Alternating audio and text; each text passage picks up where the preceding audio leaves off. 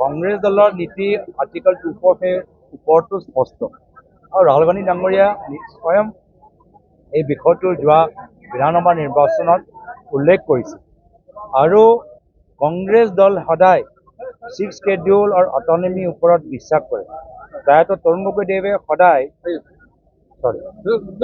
গগৈদেৱে সদায় আমাৰ অসমৰ বিভিন্ন জনগোষ্ঠী জনজাতি নেতৃত্বক ক্ষমতা দিছে, ক্ষমতা বিকেন্দ্ৰীকৰণ কৰিছে আৰু হিমন্ত বিশ্ব শৰ্মা ডাঙৰীয়া সদায় ক্ষমতা কেন্দ্ৰীকৰণ কৰিছে।